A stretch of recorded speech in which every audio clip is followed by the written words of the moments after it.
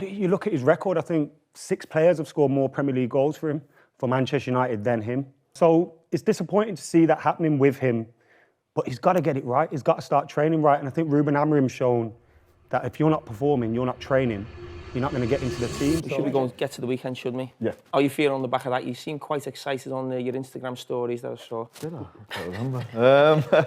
No, brilliant. Obviously, it wasn't the greatest of games, I don't think, but when there's a way to win it, I think that's probably the best way. I don't think there's much quality in the game. Probably one of the worst derbies we've seen for quite some time from both teams. But of course, you take that. I think Diallo was really good on the day. He was probably United's best player, which probably wasn't that difficult. And as we all know, City have got some problems.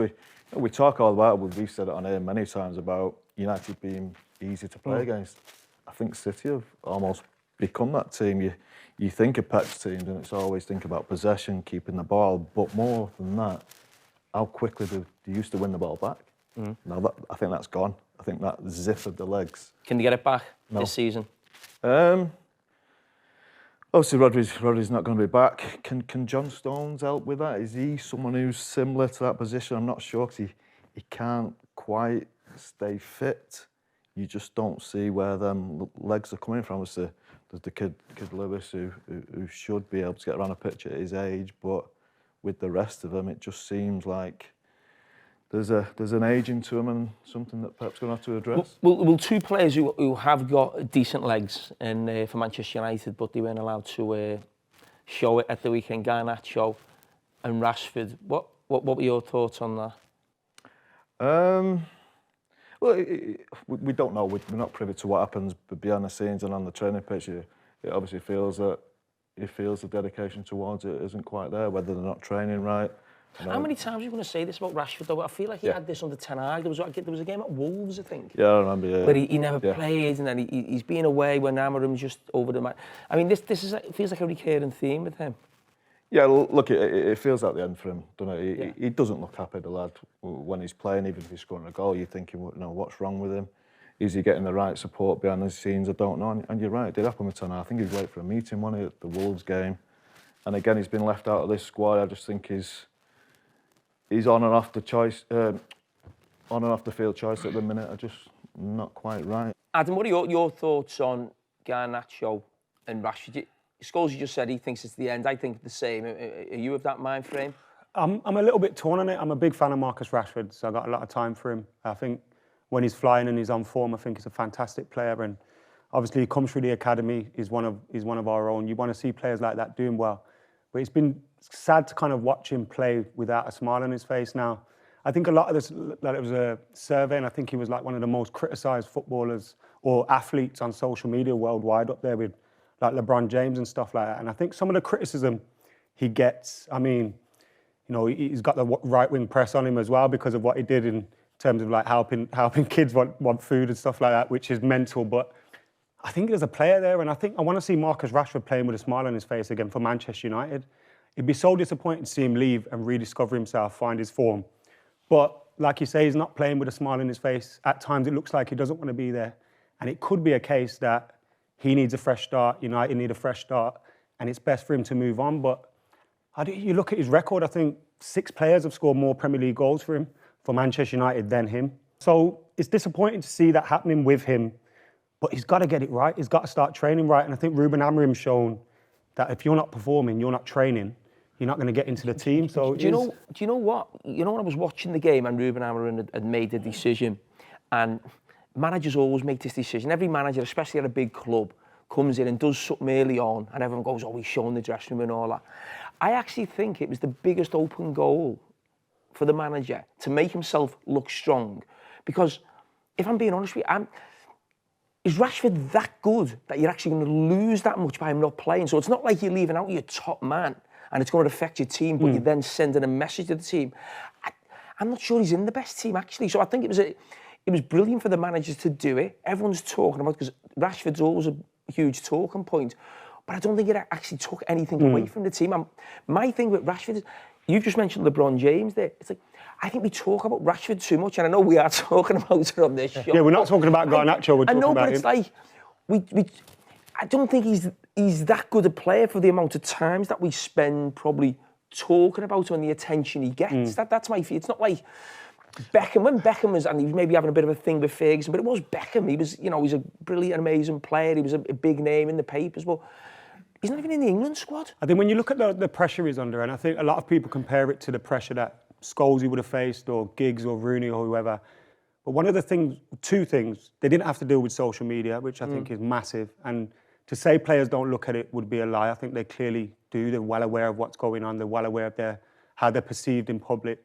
But also, when Scholes and Giggs and all these players were going through bad times, they had Sir Alex Ferguson there as the figurehead of the club. They had a dressing room full of captains, full of leaders, someone that would pull you into line if you were falling out of favour, or if you were doing things wrong off the pitch. I think it's kind of like a symptom of the problems that have been at the club for so long, the culture at the club, and we have to change that. But it does feel like maybe too much has gone on. But again, I kind of say, like, I want to see Rashford playing for Manchester United. I want to see him succeeding at the club, and that's why it kind of disappoints me a little bit. And it would be a sad thing to see him leave. I'm a big fan of his, and when he's on form, he's absolutely fantastic. But we haven't seen it for 18 months. I agree, Adam, with that. I hate seeing local lads leave, especially when they're so tired. I remember when people like Danny Welbeck and them were left and just cast aside a little bit. But I think the thing with Marcus, he was that good 2 years ago. He had that season where he scored 30 goals. He's just never managed to get to that level again. And that's why he gets the sticks. He produced a standard. And now, for the last 2 years, 18 months, 2 years, whatever it's been, he's just nowhere near that. Looks like he's got the weight of the world on his shoulders all the time. It looks like he's got the weight of the world. And it's like, I don't want to speculate on what's going on off the pitch, but he just does look like he's... There's something not right. The priority at the moment. Whether it's the support system around him, I don't know, but there's something definitely not right. And that's one of the things United was about, like protecting your own, making sure, Fergie would tell the journalists to piss off and everyone else. Like, he'd protect everyone and kind of rally around the troops. And I tweeted the other day, I thought it'd be ridiculous to sell him. And I kind of got loads of abuse for supporting him. And I thought, this is mental. Like, really and truly, we should be behind him. But again... How long do you think he'd go on, though, before you... I know, yeah. Again, you can't be worried about him going to another club and actually starting to produce. There's every chance that could happen. But he's not doing it for us now, and it's been 18 months, 2 years. I also think that the setup of the manager, there isn't really a winger in that system. It's I don't think Rashford suits having his back to goal, and I think a lot of the time whether he played centre forward, just I think Højlund's better than him in that position, and those two number 10 positions, I don't really see him. He's not going to play wing back. I just think the whole setup really of this manager doesn't suit him. I think probably best for all parties that he probably moved on. But neither. So are you aware what this question is? Have you got them up your sleeve? It's very hard. Adam's going to help me here, I think. Okay. The 6... I've not asked him yet. He ain't got a clue. The 6 best goals that have ever been scored on a football pitch that you've been on. Yeah, it's very difficult. Yours against Villa at Villa Park's definitely up there. I weren't counting mine. I'll chuck that one in then. All right, yeah. I could have had 6 of them, actually. What about Wild? I've got 3 that stand out. And probably Ruud van Nistelrooy against Fulham. What about, you remember his goal against Basel? Yeah. I always think that was better, from that... Better than against Fulham? I know what you're saying, but from the angle where he's kind of taking it in... Yeah, no, that was a great goal, yeah, but Fulham, there must be better goals than that. Yeah. The Fulham one, anyway, where he beats 4 or 5 people and finishes, done a great... You'll remember it, won't you? David Beckham, Wimbledon. And I think probably the greatest ever United goal was Ryan Giggs in the semi-final. Yeah. Were you playing against Newcastle when Wazza scored the volley? No. That was a great goal. Yeah, that was a great goal. Yeah. That Help me, I need 3 more. That one's great. I think some at Liverpool, Stephen must have smashed one in. You scored one. John Arne Rees. Are you talking about even the opposition? That's what I'm talking about. Yeah. You scored a blinder at Bradford. Is that right? Yeah, volley. Yeah. Do you know when I got this question, I was thinking of other goals. I weren't really thinking of my goals. Yeah, but if your goal is one of them, then that's fair enough as well. Yeah, I'm just trying. That Bradford goal was sensational. Was you there when Rooney scored the overhead kick? Was you playing that? Yeah. Rooney's overhead kick against City. Yeah. Against City. There was a goal at Charlton Rooney did an incredible, touch. incredible dribble, and he flicked it back to Rude, who To chested Rude, it the away from touch. goal. And Oh, that was a brilliant goal, yeah. Brilliant centre forwards goal, but they must. I think they were playing against Real Madrid and Barcelona, and I think You against Barca. Rivaldo's over a kick. oh yeah, in the 3-3. In the 3-3, yeah. Yeah, in that was the a Nou great Camp. goal, I that. think Well, he Figo kept scored a playing, great goal. Was the one with Andy Cole and Dwight Yorker playing 1-2? Is that Barcelona. Yeah. Oh, yeah. Dwight Cole. Fucking hell, what a goal that was, yeah. Sorry. There was also not just one goal, but Brazil and Ronaldo's hat-trick at Old Trafford. Oh, yeah. Although Bartes Standard ovation. yeah, I yeah. thought, fuck. That's Could have- it. could have had a goal. Just, yeah, Redondo did Henningberg, didn't he, on the line, yeah. I Cantona. don't know why I think Beckham, Cantona. Cantona against Arsenal was good. The Cantona chip. Sheffield United. Definitely. No, at home. Sunderland. Oh, Sunderland, Yeah. yeah, I played in that Yeah. game, yeah. Yeah. I didn't play Sheffield United, yeah. Oh, that was some goal. Beckham had a few. There was a chip at West Ham when he just first touch, just lobbed it over the keeper. Yeah, played in that game. And Deportivo La Coruña as well. Did you play at West Ham and Rooney scored from the halfway line? No. The goalie made it look rubbish because Yeah, no, I didn't play in that game. you're in that one. No. Well, any I think England ones? England.